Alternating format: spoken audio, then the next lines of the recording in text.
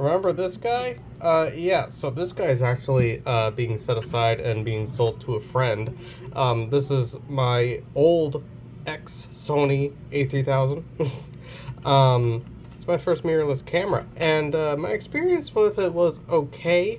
Just the issue was I'm a Canon user. That's where this R100 comes in. This R100 I found open box like new for I want to say it was like 300 flat or something along those lines. And this camera, for its size, like, it's small. It's a small camera. Like, for anyone wondering, because I couldn't really find any references for the size, that's the standard smartphone. This is the camera. It's a small camera. You know, I thought the A3000 was on the small side. This is, I want to say, anywhere between 20 and 30% smaller, maybe, in terms of volume. Yeah, no, it's a small camera, and, you know, I'm not opposed to small cameras, right? You know, your phone is a small camera, right? Okay, a lot of the Sony cameras are small cameras, especially like the A6000 series and the next series, and even, you know, the A7 series aren't exactly huge, right? Okay, you know, trying to get a big camera nowadays is kind of on the harder side unless you go used, like with my 5D Mark III here. Now, you may be wondering, I have a 5D Mark III. Why do I need a mirrorless R100? Well, the short answer is, you know, as much as I like taking pictures, I like the equipment just as much. You know, I come from the model railroading and RC car scene, you know, where, yeah, you have fun using it, but you also have fun growing your collection. And, you know, I like collecting things, so collecting camera bodies, you know, it's something that I enjoy. Now, the last few times that I've gone out shooting trains, I've been using two bodies, and the main reason for that is because, you know, my 5D, the lenses for a full frame camera are just generally more expensive, and until I get an L series lens, which I believe the one I'd like to get is an L series 24 to 105, I think is the one I'm looking at getting. You know, until I get that, this is the lens I'm using for it. It's not a bad lens, it's not great, you know, it's sharp in the middle and it starts to dull out the further you go out, and then there's some color fringing in the corners, right? But when you're shooting a train head on, right, the train is typically in the middle of the shot anyway, so it's the lens I'm using on it for now until I eventually get a better one. But for the other camera body that I was using, which in this case was my T5i, right, okay, I was using my Tamron 18 to 270 zoom, because I love what this lens does when you're shooting something real far away, right, okay, and you know, there's not a crazy amount of difference between these two, except for the fact that this is a 22 megapixel full frame sensor, and this is an 18 megapixel crop sensor, right? And you may be asking, why can't I just use this lens on this camera? It's because this lens, along with a bunch of my other lenses, are for crop sensor cameras only. So that gave me an excuse to buy another camera. Now, I am more than willing to admit that I am someone who does not believe you need a mirrorless camera to take good photos.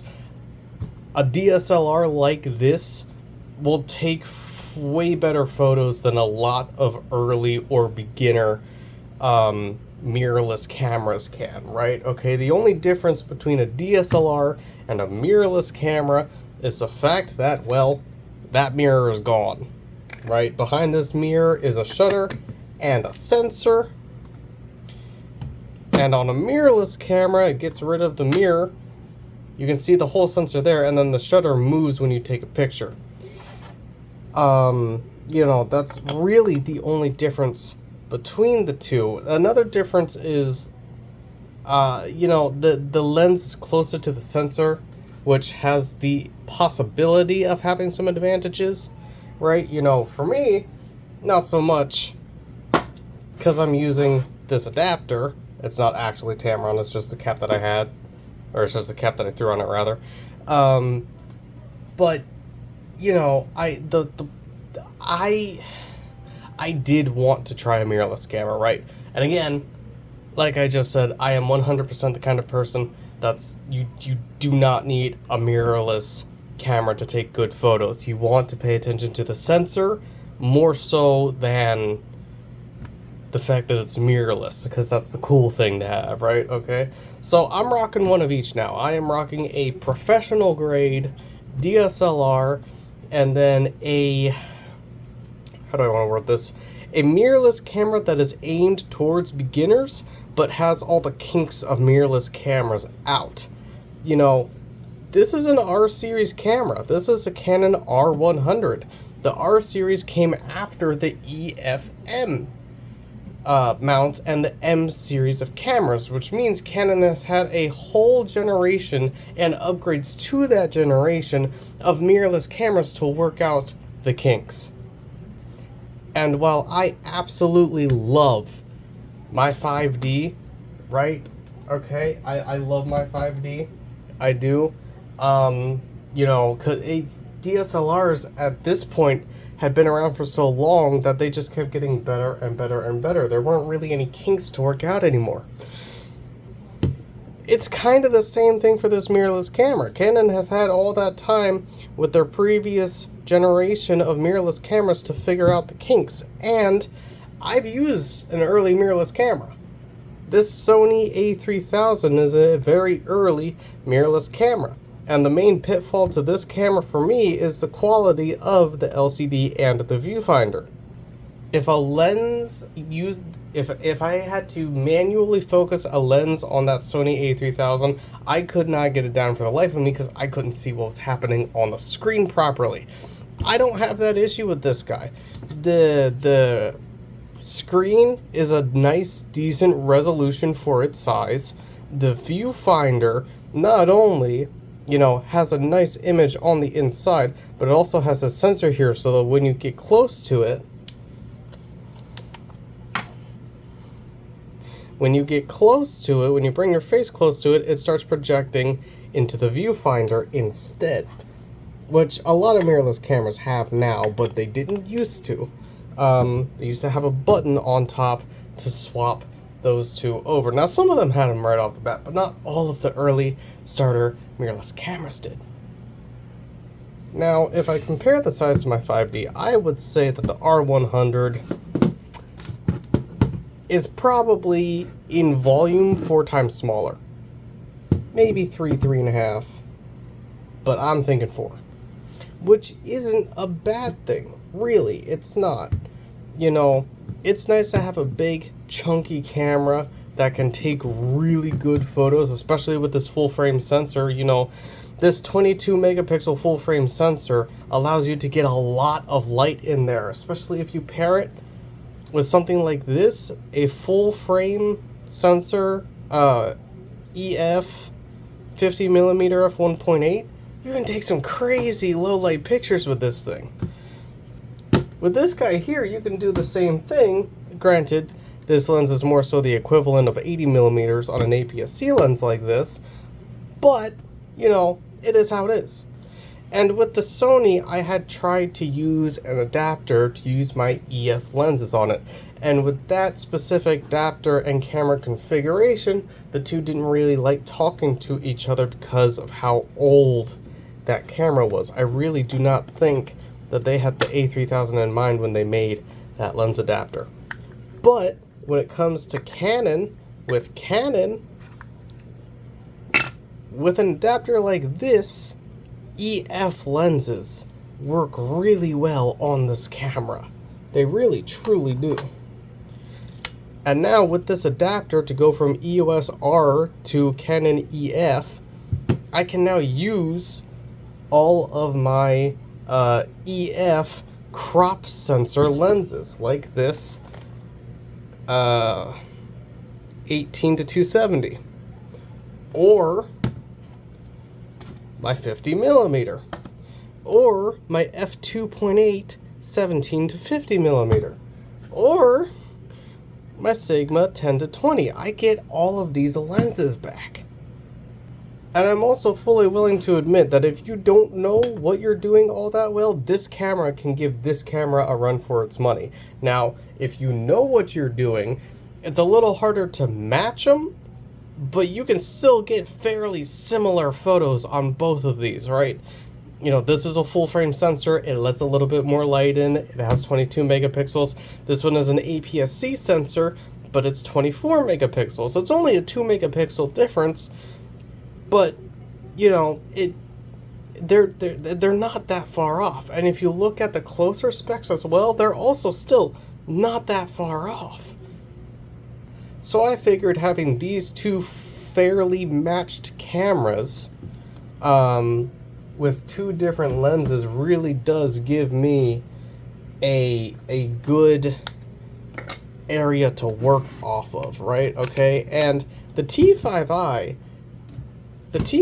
is not going anywhere, right? It's going to remain as a backup body, say if I run out of batteries on one of them, or if an SD card fills up, which granted, I have an extra SD card to throw in there.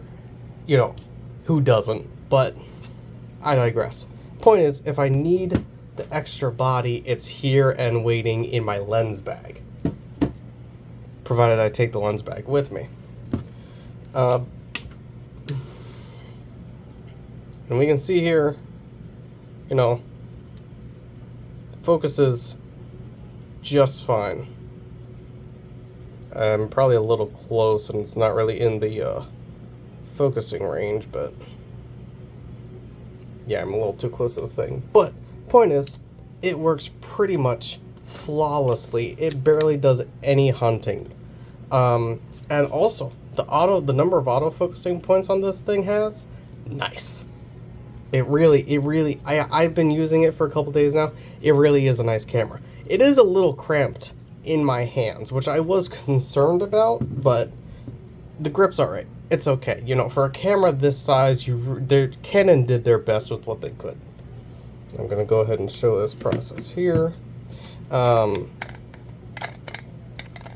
Yeah, I do like this camera. This camera is not going anywhere. And you know, you can have it be a small setup as well, even with an EF lens. Like, that's not a crazy big setup. It fits in the palm of my hand. You know, to be fair, this is the equivalent of like an 80 millimeter, because it's a full frame lens on a crop sensor camera, which for Canon has a crop factor of about 1.6 times. So you're gonna take, you know, 50 millimeter and then times that by 1.6, and then you'll get your millimeter range. But I could get a 40 millimeter instead or something and go a little wider while still having a small setup. And that 40 millimeter pancake lens f2.8 is a good chunk thinner as well. Could have a real nice small compact camera setup with that. Gonna go ahead and throw one more lens on here. Now, I love how this setup looks, specifically just because it is a little ridiculous. This is my f2.8 17 to 50 millimeter, and the lens is like, you know, including the adapter, it's like twice the volume of the camera.